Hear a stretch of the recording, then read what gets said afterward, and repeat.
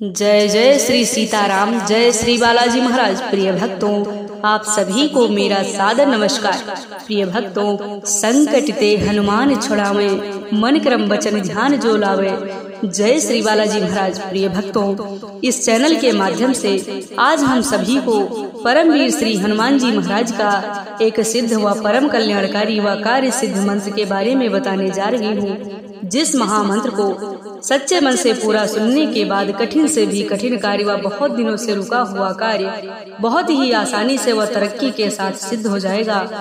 और प्रभु श्री हनुमान जी महाराज की कृपा से बड़े से बड़ा शत्रु आपके सामने घुटने टेक देगा और जीवन के समस्त प्रकार के संकट व परेशानियों का अंत हो जाएगा और जीवन की बड़ी से बड़ी इच्छा व मनोकामना प्रभु जी की कृपा से अति शीघ्र ही पूरी हो जाएगी। प्रिय भक्तों, आप पूरा विश्वास के साथ प्रभु श्री हनुमान जी महाराज का विशेष ध्यान करते हुए किसी एक मंत्र अथवा चौपाई का नित्य जप करें व सच्चे मन से पूरा सुनने का प्रयास करें। निश्चय ही प्रभु श्री हनुमान जी महाराज की अद्भुत कृपा प्राप्त होगी, जिससे समस्त प्रकार के संकटों का अंत होने के साथ साथ जीवन की सभी सफलता के द्वार खुल जाएंगे और जीवन में सुख समृद्धि व संपन्नता हमेशा बढ़ने लगेगी। प्रिय भक्तों, अगर आप अपने जीवन में बहुत ज्यादा परेशानियों का सामना करते हैं, शत्रु आपको बहुत ज्यादा बार बार परेशान कर रहा है और इन सभी परेशानियों से निकलने का कोई मार्ग नहीं दिख रहा है, तो आपसे निवेदन है प्रभु श्री हनुमान जी महाराज पर पूरा भरोसा करके इस महाशक्तिशाली मंत्र को पूरा सुनने का प्रयास करें। फिर देखें चमत्कार। कुछ ही समय में प्रभु जी की कृपा की अनुभूति होगी और आपके जीवन के समस्त प्रकार के संकटों का अंत हो जाएगा। प्रिय भक्तों, यह महाशक्तिशाली व सिद्ध मंत्र सुनने से पहले आप सभी भक्तों से छोटा सा निवेदन है कि यदि आप चैनल पर नए होइएगा तो चैनल को सब्सक्राइब करके कमेंट में जय श्री राम, जय बालाजी महाराज लिखकर अपनी हाजिरी अवश्य लगा दीजिएगा। प्रिय भक्तों, मंत्र कुछ इस प्रकार है। श्रीरामदूतं महावीरं महासत्व महात्करं महाकष्ट विनाशाय सस्मरामि कपीश्वरम्। श्रीरामदूतं महावीरं महासत्व महात्करं महाकष्ट विनाशाय सस्मरामि कपीश्वरम्। श्रीरामदूतं महावीरं महासत्व महात्करं महाकष्ट विनाशाय सस्मरामि कपीश्वरम्। श्रीरामदूतं महावीरं महासत्व महात्करं महाकष्ट विनाशाय सस्मरामि कपीश्वरम्। श्रीरामदूतं महावीरं महासत्व महात्करं महाकष्ट विनाशाय सस्मरामि कपीश्वरम्। श्रीरामदूतं महावीरं महासत्व महात्करं महाकष्ट विनाशाय सस्मरामि कपीश्वरम्। श्रीरामदूतं महावीरं महासत्व महात्करं महाकष्ट विनाशाय सस्मरामि कपीश्वरम्। श्रीरामदूतं महावीरं महासत्व महात्करं महाकष्ट विनाशाय सस्मरामि कपीश्वरम्। श्रीरामदूतं महावीरं महासत्व महात्करं महाकष्ट विनाशाय सस्मरामि कपीश्वरम्। श्रीरामदूतं महावीरं महासत्व महात्करं महाकष्ट विनाशाय सस्मरामि कपीश्वरम्। श्रीरामदूतं महावीरं महासत्व महात्करं महाकष्ट विनाशाय सस्मरामि कपीश्वरम्। श्रीरामदूतं महावीरं महासत्व महात्करं महाकष्ट विनाशाय सस्मरामि कपीश्वरम्। श्रीरामदूतं महावीरं महासत्व महात्करं महाकष्ट विनाशाय सस्मरामि कपीश्वरम्। श्रीरामदूतं महावीरं महासत्व महात्करं महाकष्ट विनाशाय सस्मरामि कपीश्वरम्। श्रीरामदूतं महावीरं महासत्व महात्करं महाकष्ट विनाशाय सस्मरामि कपीश्वरम्। श्रीरामदूतं महावीरं महासत्व महात्करं महाकष्ट विनाशाय सस्मरामि कपीश्वरम्। श्रीरामदूतं महावीरं महासत्व महात्करं महाकष्ट विनाशाय सस्मरामि कपीश्वरम्। श्रीरामदूतं महावीरं महासत्व महात्करं महाकष्ट विनाशाय सस्मरामि कपीश्वरम्। श्रीरामदूतं महावीरं महासत्व महात्करं महाकष्ट विनाशाय सस्मरामि कपीश्वरम्। श्रीरामदूतं महावीरं महासत्व महात्करं महाकष्ट विनाशाय सस्मरामि कपीश्वरम्। कपीश्वरम् श्रीरामदूतं महावीरं महासत्त्वमहत्करं महाकष्टविनाशाय सस्मरामि कपीश्वरम् श्रीरामदूतं महावीरं महासत्त्वमहत्करं महाकष्टविनाशाय सस्मरामि कपीश्वरम् श्रीरामदूतं महावीरं महासत्त्वमहत्करं महाकष्टविनाशाय सस्मरामि कपीश्वरम् श्रीरामदूतं महावीरं महासत्त्वमहत्करं महाकष्टविनाशाय सस्मरामि कपीश्वरम् श्रीरामदूतं महावीरं महासत्त्वमहत्करं महाकष्टविनाशाय सस्मरामि कपीश्वरम् श्रीरामदूतं महावीरं महासत्त्वमहत्करं महाकष्टविनाशाय सस्मरामि कपीश्वरम् श्रीरामदूतं महावीरं महासत्त्वमहत्करं महाकष्टविनाशाय सस्मरामि कपीश्वरम् श्रीरामदूतं महावीरं महासत्त्वमहत्करं महाकष्टविनाशाय सस्मरामि कपीश्वरम् श्रीरामदूतं महावीरं महासत्त्वमहत्करं महाकष्टविनाशाय सस्मरामि कपीश्वरम् श्रीरामदूतं महावीरं महासत्त्वमहत्करं महाकष्टविनाशाय सस्मरामि कपीश्वरम् श्रीरामदूतं महावीरं महासत्त्वमहत्करं महाकष्टविनाशाय सस्मरामि कपीश्वरम् श्रीरामदूतं महावीरं महासत्त्वमहत्करं महाकष्टविनाशाय सस्मरामि कपीश्वरम् श्रीरामदूतं महावीरं महासत्त्वमहत्करं महाकष्टविनाशाय सस्मरामि कपीश्वरम् श्रीरामदूतं महावीरं महासत्त्वमहत्करं महाकष्टविनाशाय सस्मरामि कपीश्वरम् श्रीरामदूतं महावीरं महासत्त्वमहत्करं महाकष्टविनाशाय सस्मरामि कपीश्वरम् श्रीरामदूतं महावीरं महासत्त्वमहत्करं महाकष्टविनाशाय सस्मरामि कपीश्वरम् श्रीरामदूतं महावीरं महासत्त्वमहत्करं महाकष्टविनाशाय सस्मरामि कपीश्वरम् श्रीरामदूतं महावीरं महासत्त्वमहत्करं महाकष्टविनाशाय सस्मरामि कपीश्वरम् श्रीरामदूतं महावीरं महासत्त्वमहत्करं महाकष्टविनाशाय सस्मरामि कपीश्वरम् श्रीरामदूतं महावीरं महासत्त्वमहत्करं महाकष्टविनाशाय सस्मरामि कपीश्वरम् श्रीरामदूतं महावीरं महासत्त्वमहत्करं महाकष्टविनाशाय सस्मरामि कपीश्वरम् श्रीरामदूतं महावीरं महासत्त्वमहत्करं महाकष्टविनाशाय सस्मरामि कपीश्वरम् श्रीरामदूतं महावीरं महासत्त्वमहत्करं महाकष्टविनाशाय सस्मरामि कपीश्वरम् श्रीरामदूतं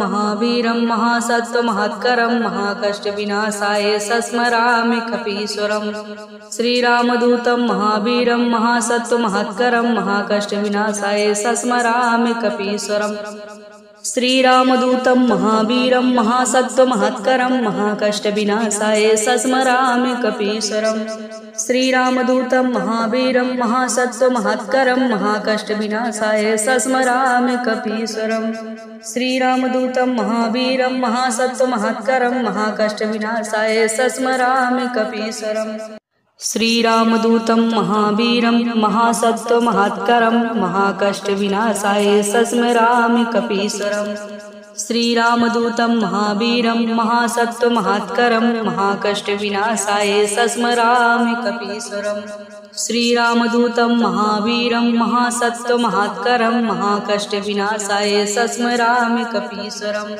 श्रीरामदूतं महावीरं महासत्त्वमहत्करं महाकष्टविनाशाय सस्मरामि कपीश्वरम् श्रीरामदूतं महावीरं महासत्त्वमहत्करं महाकष्टविनाशाय सस्मरामि कपीश्वरम् श्रीरामदूतं महावीरं महासत्त्वमहत्करं महाकष्टविनाशाय सस्मरामि कपीश्वरम् श्रीरामदूतं महावीरं महासत्त्वमहत्करं महाकष्टविनाशाय सस्मरामि कपीश्वरम् श्रीरामदूतं महावीरं महासत्त्वमहत्करं महाकष्टविनाशाय सस्मरामि कपीश्वरम् श्रीरामदूतं महावीरं महासत्त्वमहत्करं महाकष्टविनाशाय सस्मरामि कपीश्वरम् श्रीरामदूतं महावीरं महासत्त्वमहत्करं महाकष्टविनाशाय सस्मरामि कपीश्वरम् श्रीरामदूतं महावीरं महासत्त्वमहत्करं महाकष्टविनाशाय सस्मरामि कपीश्वरम्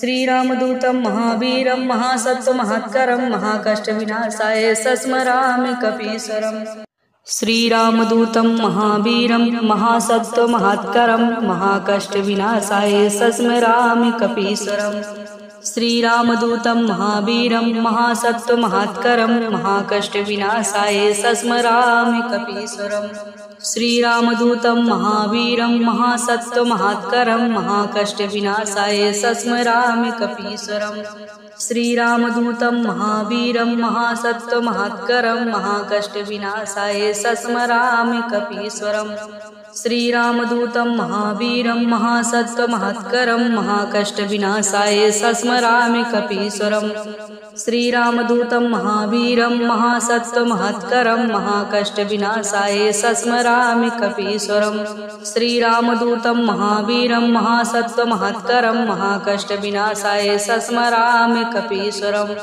श्रीरामदूतं महावीरं महासत्त्वमहत्करं महाकष्टविनाशाय सस्मरामि कपीश्वरम् श्रीरामदूतं महावीरं महासत्त्वमहत्करं महाकष्टविनाशाय सस्मरामि कपीश्वरम् श्रीरामदूतं महावीरं महासत्त्वमहत्करं महाकष्टविनाशाय सस्मरामि कपीश्वरम् श्रीरामदूतं महावीरं महासत्त्वमहत्करं महाकष्टविनाशाय सस्मरामि कपीश्वरम् श्रीरामदूतं महावीरं महासत्त्वमहत्करं महाकष्टविनाशाय सस्मरामि कपीश्वरम् श्रीरामदूतं महावीरं महासत्त्वमहत्करं महाकष्टविनाशाय सस्मरामि कपीश्वरम् श्रीरामदूतं महावीरं महासत्त्वमहत्करं महाकष्टविनाशाय सस्मरामि कपीश्वरम् श्रीरामदूतं महावीरं महासत्त्वमहत्करं महाकष्टविनाशाय सस्मरामि कपीश्वरम् श्रीरामदूतं महावीरं महासत्त्वमहत्करं महाकष्टविनाशाय सस्मरामि कपीश्वरम् श्रीरामदूतं महावीरं महासत्त्वमहत्करं महाकष्टविनाशाय सस्मरामि कपीश्वरम् श्रीरामदूतं महावीरं महासत्त्वमहत्करं महाकष्टविनाशाय सस्मरामि कपीश्वरम् श्रीरामदूतं महावीरं महासत्त्वमहत्करं महाकष्टविनाशाय सस्मरामि कपीश्वरम् श्रीरामदूतं महावीरं महासत्त्वमहत्करं महाकष्टविनाशाय सस्मरामि कपीश्वरम् श्रीरामदूतं महावीरं महासत्त्वमहत्करं महाकष्टविनाशाय सस्मरामि कपीश्वरम् श्रीरामदूतं महावीरं महासत्त्वमहत्करं महाकष्टविनाशाय सस्मरामि कपीश्वरम् श्रीरामदूतं महावीरं महासत्त्वमहत्करं महाकष्टविनाशाय सस्मरामि कपीश्वरम् श्रीरामदूतं महावीरं महासत्त्वमहत्करं महाकष्टविनाशाय सस्मरामि कपीश्वरम् श्रीरामदूतं महावीरं महासत्त्वमहत्करं महाकष्टविनाशाय सस्मरामि कपीश्वरम् श्रीरामदूतं महावीरं महासत्त्वमहत्करं महाकष्टविनाशाय सस्मरामि कपीश्वरम् श्रीरामदूतं महावीरं महासत्त्वमहत्करं महाकष्टविनाशाय सस्मरामि कपीश्वरम् श्रीरामदूतं महावीरं महासत्त्वमहत्करं महाकष्टविनाशाय सस्मरामि कपीश्वरम् श्रीरामदूतं महावीरं महासत्त्वमहत्करं महाकष्टविनाशाय सस्मरामि कपीश्वरम् श्रीरामदूतं महावीरं महासत्त्वमहत्करं महाकष्टविनाशाय सस्मरामि कपीश्वरम् श्रीरामदूतं महावीरं महासत्त्वमहत्करं महाकष्टविनाशाय सस्मरामि कपीश्वरम्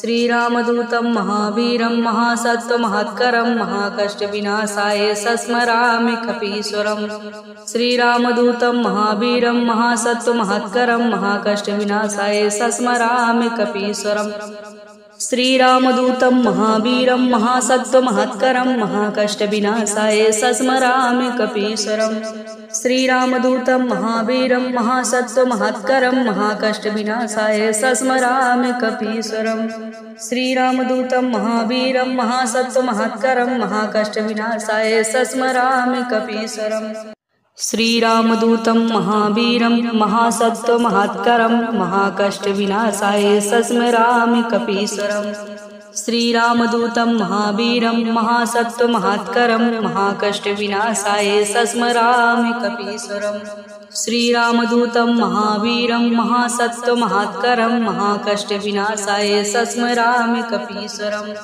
श्रीरामदूतं महावीरं महासत्त्वमहत्करं महाकष्टविनाशाय सस्मरामि कपीश्वरम् श्रीरामदूतं महावीरं महासत्त्वमहत्करं महाकष्टविनाशाय सस्मरामि कपीश्वरम् श्रीरामदूतं महावीरं महासत्त्वमहत्करं महाकष्टविनाशाय सस्मरामि कपीश्वरम् श्रीरामदूतं महावीरं महासत्त्वमहत्करं महाकष्टविनाशाय सस्मरामि कपीश्वरम् श्रीरामदूतं महावीरं महासत्त्वमहत्करं महाकष्टविनाशाय सस्मरामि कपीश्वरम् श्रीरामदूतं महावीरं महासत्त्वमहत्करं महाकष्टविनाशाय सस्मरामि कपीश्वरम् श्रीरामदूतं महावीरं महासत्त्वमहत्करं महाकष्टविनाशाय सस्मरामि कपीश्वरम् श्रीरामदूतं महावीरं महासत्त्वमहत्करं महाकष्टविनाशाय सस्मरामि कपीश्वरम्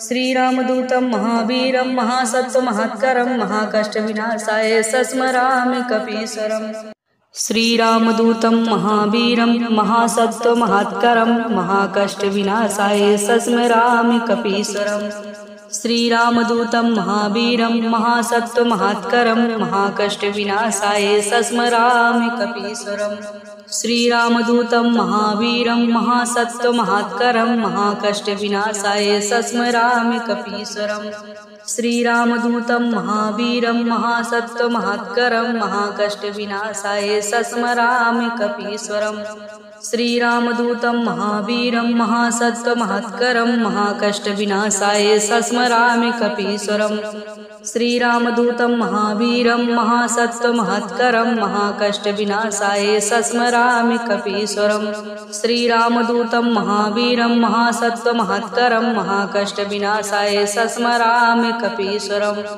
श्रीरामदूतं महावीरं महासत्त्वमहत्करं महाकष्टविनाशाय सस्मरामि कपीश्वरम् श्रीरामदूतं महावीरं महासत्त्वमहत्करं महाकष्टविनाशाय सस्मरामि कपीश्वरम् श्रीरामदूतं महावीरं महासत्त्वमहत्करं महाकष्टविनाशाय सस्मरामि कपीश्वरम् श्रीरामदूतं महावीरं महासत्त्वमहत्करं महाकष्टविनाशाय सस्मरामि कपीश्वरम् श्रीरामदूतं महावीरं महासत्त्वमहत्करं महाकष्टविनाशाय सस्मरामि कपीश्वरम् श्रीरामदूतं महावीरं महासत्त्वमहत्करं महाकष्टविनाशाय सस्मरामि कपीश्वरम् श्रीरामदूतं महावीरं महासत्त्वमहत्करं महाकष्टविनाशाय सस्मरामि कपीश्वरम् श्रीरामदूतं महावीरं महासत्त्वमहत्करं महाकष्टविनाशाय सस्मरामि कपीश्वरम्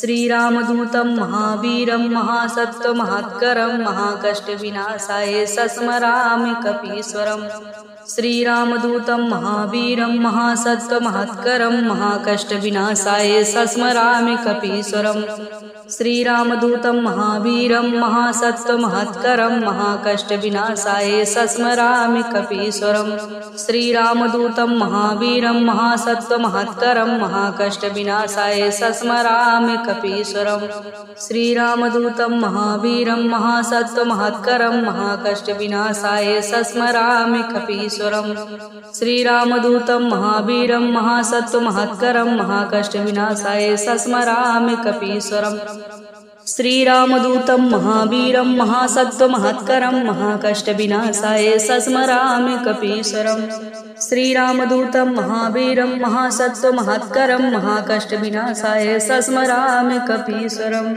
श्रीरामदूतं महावीरं महासत्त्वमहत्करं महाकष्टविनाशाय सस्मरामि कपीश्वरम् श्रीरामदूतं महावीरं महासत्त्वमहत्करं महाकष्टविनाशाय सस्मरामि कपीश्वरम् श्रीरामदूतं महावीरं महासत्त्वमहत्करं महाकष्टविनाशाय सस्मरामि कपीश्वरम् श्रीरामदूतं महावीरं महासत्त्वमहत्करं महाकष्टविनाशाय सस्मरामि कपीश्वरम् श्रीरामदूतं महावीरं महासत्त्वमहत्करं महाकष्टविनाशाय सस्मरामि कपीश्वरम् श्रीरामदूतं महावीरं महासत्त्वमहत्करं महाकष्टविनाशाय सस्मरामि कपीश्वरम् श्रीरामदूतं महावीरं महासत्त्वमहत्करं महाकष्टविनाशाय सस्मरामि कपीश्वरम् श्रीरामदूतं महावीरं महासत्त्वमहत्करं महाकष्टविनाशाय सस्मरामि कपीश्वरम् श्रीरामदूतं महावीरं महासत्त्वमहत्करं महाकष्टविनाशाय सस्मरामि कपीश्वरम् श्रीरामदूतं महावीरं महासत्त्वमहत्करं महाकष्टविनाशाय सस्मरामि कपीश्वरम् श्रीरामदूतं महावीरं महासत्त्वमहत्करं महाकष्टविनाशाय सस्मरामि कपीश्वरम् श्रीरामदूतं महावीरं महासत्त्वमहत्करं महाकष्टविनाशाय सस्मरामि कपीश्वरम् श्रीरामदूतं महावीरं महासत्त्वमहत्करं महाकष्टविनाशाय सस्मरामि कपीश्वरम् श्रीरामदूतं महावीरं महासत्त्वमहत्करं महाकष्टविनाशाय सस्मरामि कपीश्वरम् श्रीरामदूतं महावीरं महासत्त्वमहत्करं महाकष्टविनाशाय सस्मरामि कपीश्वरम् श्रीरामदूतं महावीरं महासत्त्वमहत्करं महाकष्टविनाशाय सस्मरामि कपीश्वरम् श्रीरामदूतं महावीरं महासत्त्वमहत्करं महाकष्टविनाशाय सस्मरामि कपीश्वरम् श्रीरामदूतं महावीरं महासत्त्वमहत्करं महाकष्टविनाशाय सस्मरामि कपीश्वरम् श्रीरामदूतं महावीरं महासत्त्वमहत्करं महाकष्टविनाशाय सस्मरामि कपीश्वरम् श्रीरामदूतं महावीरं महासत्त्वमहत्करं महाकष्टविनाशाय सस्मरामि कपीश्वरम् श्रीरामदूतं महावीरं महासत्त्वमहत्करं महाकष्टविनाशाय सस्मरामि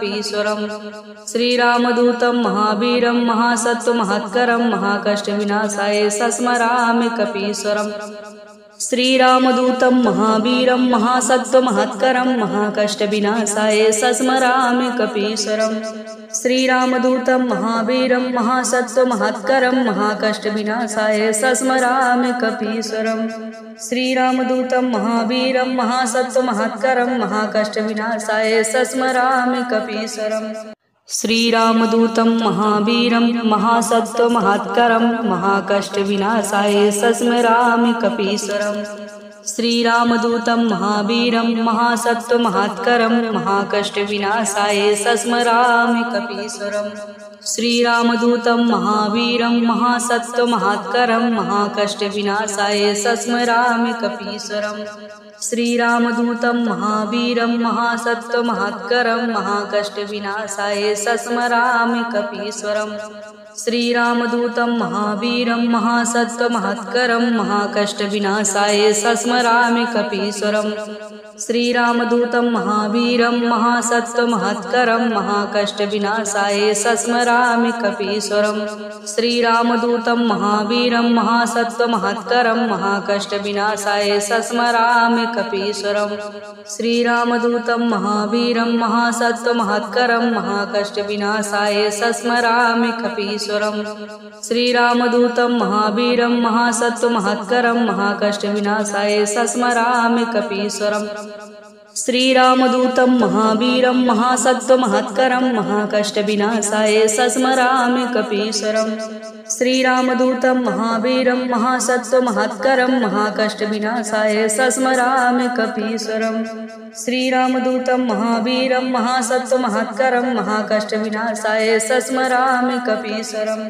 श्रीरामदूतं महावीरं महासत्त्वमहत्करं महाकष्टविनाशाय सस्मरामि कपीश्वरम् श्रीरामदूतं महावीरं महासत्त्वमहत्करं महाकष्टविनाशाय सस्मरामि कपीश्वरम् श्रीरामदूतं महावीरं महासत्त्वमहत्करं महाकष्टविनाशाय सस्मरामि कपीश्वरम् श्रीरामदूतं महावीरं महासत्त्वमहत्करं महाकष्टविनाशाय सस्मरामि कपीश्वरम् श्रीरामदूतं महावीरं महासत्त्वमहत्करं महाकष्टविनाशाय सस्मरामि कपीश्वरम् श्रीरामदूतं महावीरं महासत्त्वमहत्करं महाकष्टविनाशाय सस्मरामि कपीश्वरम् श्रीरामदूतं महावीरं महासत्त्वमहत्करं महाकष्टविनाशाय सस्मरामि कपीश्वरम् श्रीरामदूतं महावीरं महासत्त्वमहत्करं महाकष्टविनाशाय सस्मरामि कपीश्वरम् श्रीरामदूतं महावीरं महासत्त्वमहत्करं महाकष्टविनाशाय सस्मरामि कपीश्वरम् श्रीरामदूतं महावीरं महासत्त्वमहत्करं महाकष्टविनाशाय सस्मरामि कपीश्वरम् श्रीरामदूतं महावीरं महासत्त्वमहत्करं महाकष्टविनाशाय सस्मरामि कपीश्वरम् श्रीरामदूतं महावीरं महासत्त्वमहत्करं महाकष्टविनाशाय सस्मरामि कपीश्वरम् श्रीरामदूतं महावीरं महासत्त्वमहत्करं महाकष्टविनाशाय सस्मरामि कपीश्वरम् श्रीरामदूतं महावीरं महासत्त्वमहत्करं महाकष्टविनाशाय सस्मरामि कपीश्वरम् श्रीरामदूतं महावीरं महासत्त्वमहत्करं महाकष्टविनाशाय सस्मरामि कपीश्वरम् श्रीरामदूतं महावीरं महासत्त्वमहत्करं महाकष्टविनाशाय सस्मरामि कपीश्वरम्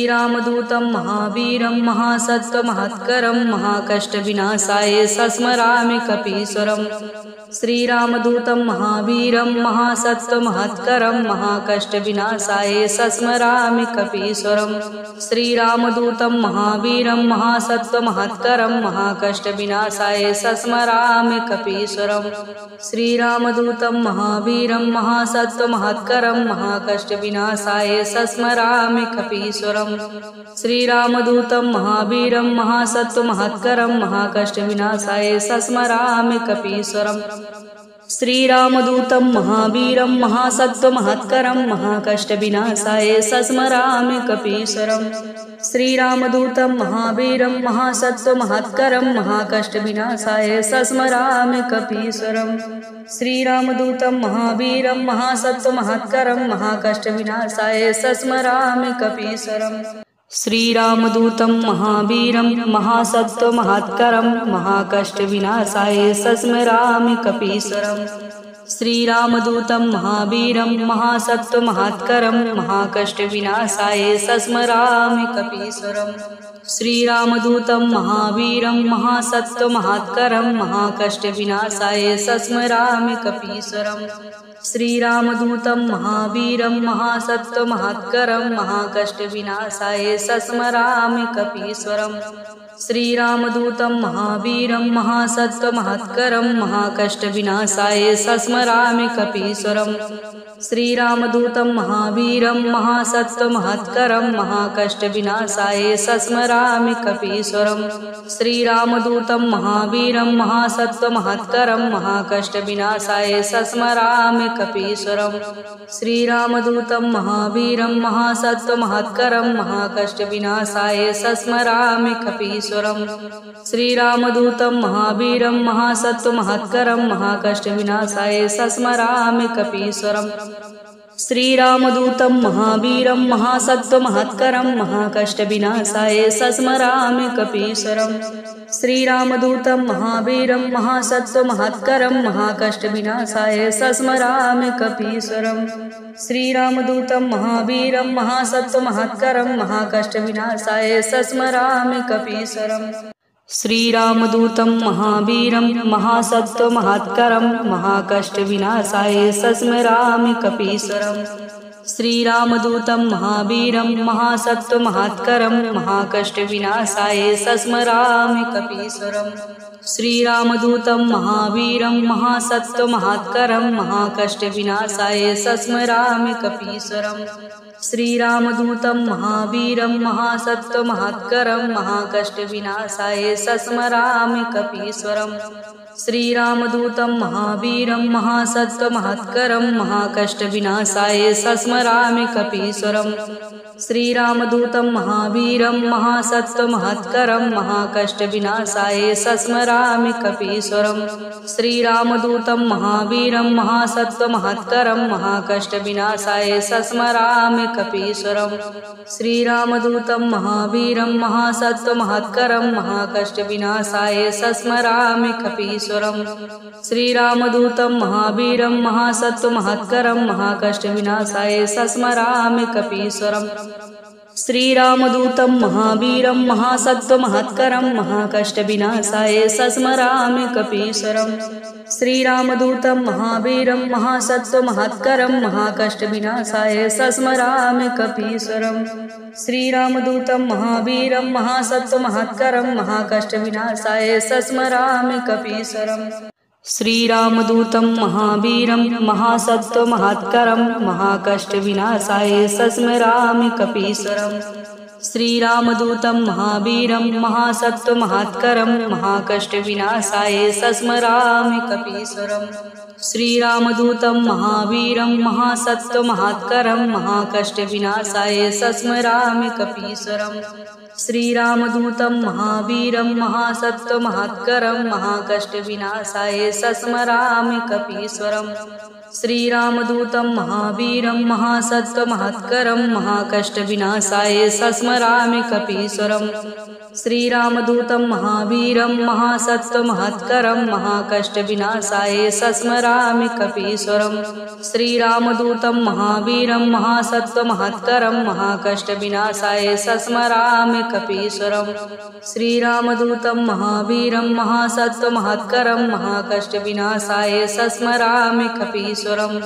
श्रीरामदूतं महावीरं महासत्त्वमहत्करं महाकष्टविनाशाय सस्मरामि कपीश्वरम्। श्रीरामदूतं महावीरं महासत्त्वमहत्करं महाकष्टविनाशाय सस्मरामि कपीश्वरम्। श्रीरामदूतं महावीरं महासत्त्वमहत्करं महाकष्टविनाशाय सस्मरामि कपीश्वरम्। श्रीरामदूतं महावीरं महासत्त्वमहत्करं महाकष्टविनाशाय सस्मरामि कपीश्वरम्। श्रीरामदूतं महावीरं महासत्त्वमहत्करं महाकष्टविनाशाय सस्मरामि कपीश्वरम्। श्रीरामदूतं महावीरं महासत्त्वमहत्करं महाकष्टविनाशाय सस्मरामि कपीश्वरम्। श्रीरामदूतं महावीरं महासत्त्वमहत्करं महाकष्टविनाशाय सस्मरामि कपीश्वरम्। श्रीरामदूतं महावीरं महासत्त्वमहत्करं महाकष्टविनाशाय सस्मरामि कपीश्वरम्। श्रीरामदूतं महावीरं महासत्त्वमहत्करं महाकष्टविनाशाय सस्मरामि कपीश्वरम्। श्रीरामदूतं महावीरं महासत्त्वमहत्करं महाकष्टविनाशाय सस्मरामि कपीश्वरम्। श्रीरामदूतं महावीरं महासत्त्वमहत्करं महाकष्टविनाशाय सस्मरामि कपीश्वरम्। श्रीरामदूतं महावीरं महासत्त्वमहत्करं महाकष्टविनाशाय सस्मरामि कपीश्वरम्।